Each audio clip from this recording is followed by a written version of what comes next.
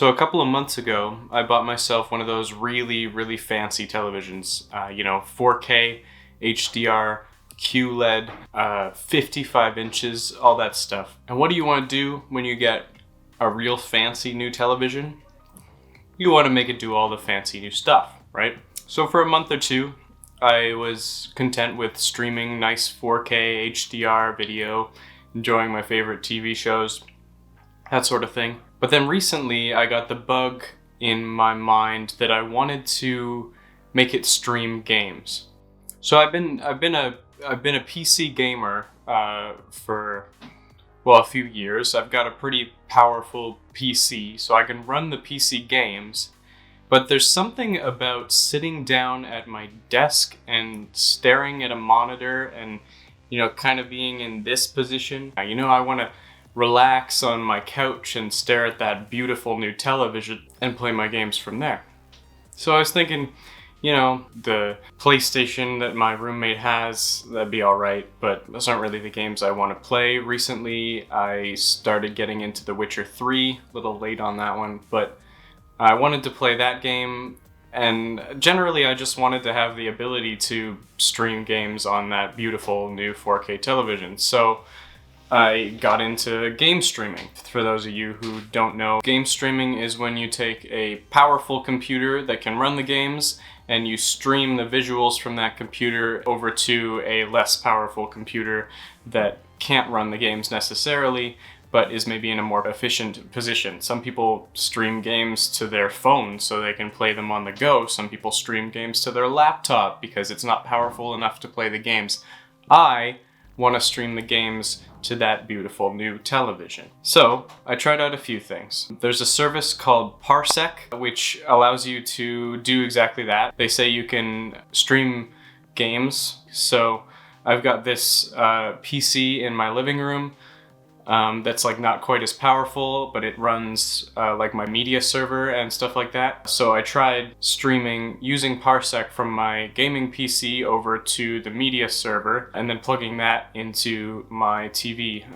Problem with that is, well, it works, but it's not. You have to use a corded controller. Anyway, it's not quite the experience I was looking for. So more recently, my roommate and I purchased this thing called the NVIDIA Shield. It's essentially like a little streaming box that you plug into your TV. It does all sorts of cool stuff. It lets you stream your TV shows. You can stream games on it. It had all sorts of cool features, and it actually runs Android TV. So it's a really cool device. So my roommate and I got it as an upgrade to the software that was already on the TV, which is Samsung's smart TV software. Not a huge fan of it. It doesn't do everything I want it to do, and it's not very pretty looking. I'm a bit of a UI nerd, so Android TV.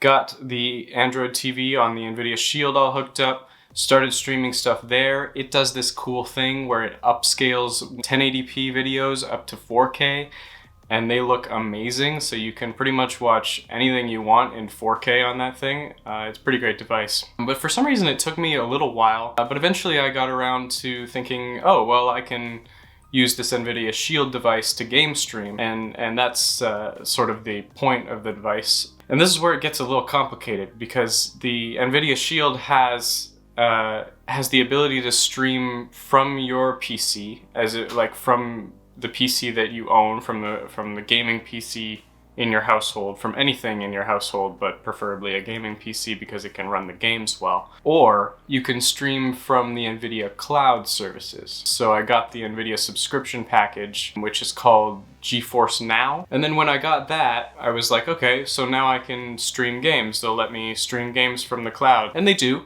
But the library of games is very limited, so you can stream old last-gen titles from 5 or 6 years ago, whatever maybe even more than 5 or 6 years ago. Some of them are like 10 years old, stuff that you can stream for free, that is, using the GeForce Now service. But also it lets you stream using their NVIDIA servers whatever you want that you own, that they approve. And this is where we get into the problems, because there's a lot of asterisks to this service. Yeah, I can stream games off of the NVIDIA servers, but they have to be something that NVIDIA approves, be a game that I own, and then I have to log into it. And you wouldn't think that would be much of an issue, right? Logging into the game is fine. You just, type in your credentials and wait a minute. There's no USB port on the NVIDIA Shield that I have. There's no keyboard available on some of the login screens. So I went ahead and I bought this wireless keyboard. It's the Logitech K400 or something like that. And I thought I would use that to type in my credentials, and then I'd be signed in to these game services and I could stream games and everything would be hunky-dory.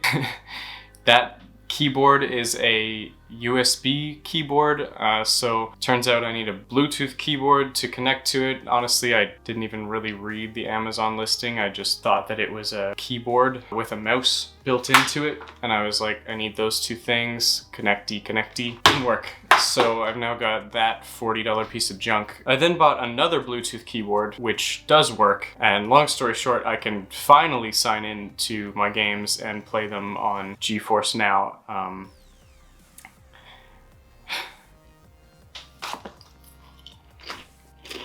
So the other thing about GeForce Now, the other thing about game streaming is that the ultimate in game streaming is a console-like experience, right?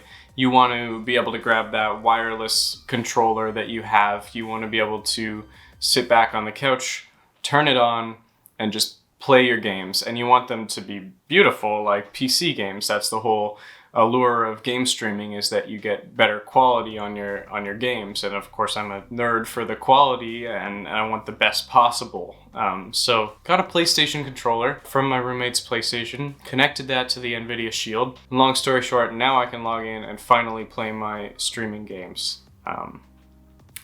A thoroughly imperfect process, but one that I enjoy now that I can finally stream certain games that NVIDIA approves and that I own. And I suppose that's just the consumer market that we live in at the moment. That's how it goes. So yeah, that's my experience with game streaming so far. I'm enjoying the ability to do so. I'm not enjoying the amount of hurdles that I had to hop through in order to make it work. So yeah. Let me know what you think of that journey and how I'm doing, and I will chat next. See ya, catch ya later.